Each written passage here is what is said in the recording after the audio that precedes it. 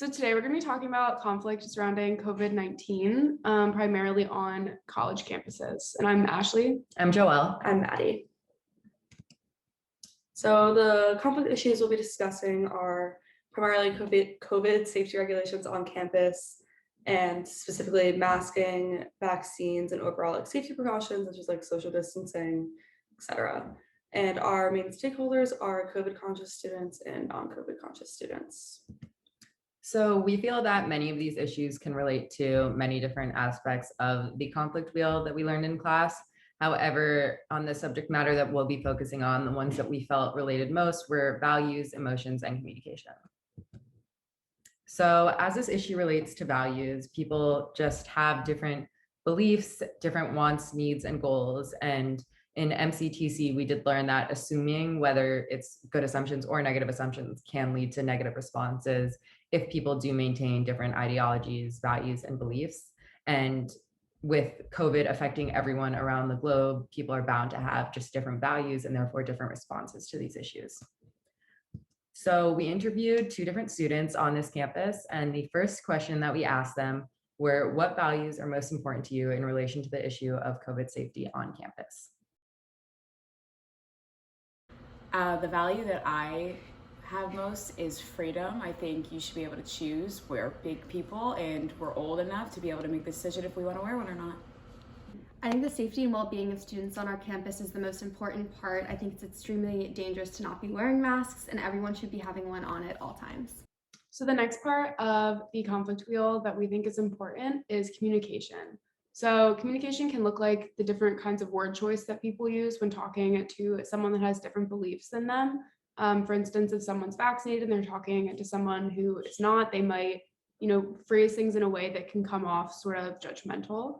Online communication is a huge part of it, especially with, so many screens and social media. We're able to hide behind a screen and be anonymous to other people and what we say. And another part of the conflict wheel that relates to communication is the nonverbal signals that we give other people. So this can look like staring at someone who's not wearing a mask in a store or vice versa, depending on what you believe in. And this is also a really big factor with COVID on campus. So the next question that we asked our two students that we interviewed was, how do you feel that those with opposing views on these issues generally communicate their beliefs? And what nonverbal signals have you received from people with opposing views?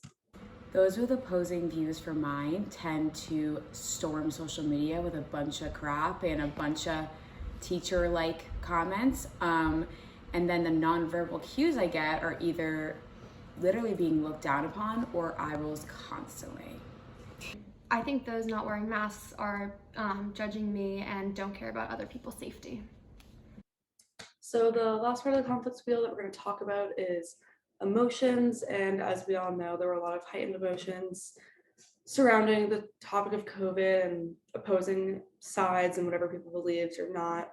So a lot of people tended to approach it with caution because you didn't really know people's backgrounds and opinions. And if, for example, if someone lost a loved one during COVID, they were much more emotional about it and usually cared a lot more, whereas some people who didn't care as much probably approached it in a much less emotional way. So it would tend to cause a lot of conflict. So the next question we asked is, do you feel that people respect your emotions/opinions about COVID-19 throughout the pandemic? People do not generally respect my opinions. I usually get bad looks in lectures and all that crap in the grocery aisle. So I don't think that people do respect, even though it is our First Amendment right to choose whether we want to wear it or not. I don't think people care too much when I tell people to wear their mask. They tend not to care and have no respect for anybody. And some of the stressors and face-related demands for COVID-conscious students are just in general being in situations where they're uncomfortable if they have to come in contact with someone who's either not wearing a mask or is not vaccinated, or maybe someone isn't social distancing and just puts them in a really uncomfortable situation. And then for the non-COVID conscious students, they're facing a lot of societal expectations and just kind of being judged for their opinions.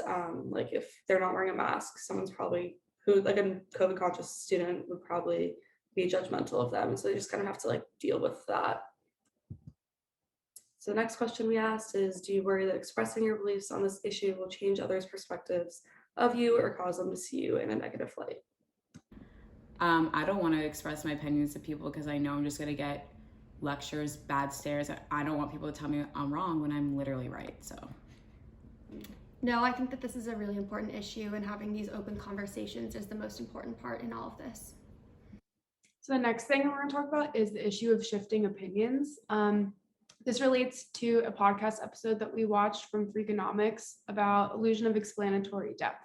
So this means that there's a gap between what we actually know and what we think we know. And this is why some people have really, really strong opinions about something that they might actually not know that much about, but they're still willing to defend their opinion against someone that disagrees with them. This also relates to confirmation bias, which is especially prevalent now because we can research anything that we want, and we're normally looking for things that already agree with what we have our opinion on, rather than trying to find things that would go against our own opinion and things that would give us a new perspective. So the next question we asked was, what factors do you believe could realistically change your current opinion? nothing. I know I'm right. I watch the news and I watch the social media and I know I'm right. I trust the CDC and science, so if they come up with new information, I would trust that, but we should always be proceeding with caution. So with all of this being said, we kind of discussed what our desirable outcome in this conflict is, and there are a few main points. The first being just kind of fostering an environment where all students feel safe and comfortable. And this kind of just takes away the idea of one party being right versus wrong, or the winner or the loser, but more just kind of focused on everyone feeling comfortable and just kind of working with your peers to do kind of what they're comfortable with. So if you know someone isn't that comfortable being around people without masks, maybe just like sit farther away from them and things like that. We also hope that people rely on professional scientific guidance and evidence, but also just be open to that information changing and evolving. This is such a new thing that the country is dealing with. So being open to new studies and new things coming out is definitely important in this. And lastly is finding different accommodations for safety measures so that each person can work out what's best for them. So some people might really want to go back into the classroom, and if they are comfortable wearing a mask, maybe that is the right solution for them. But some people might not want to take any risks and have the virtual option online. So all in all, it's just kind of fostering that safe and comfortable environment for everybody.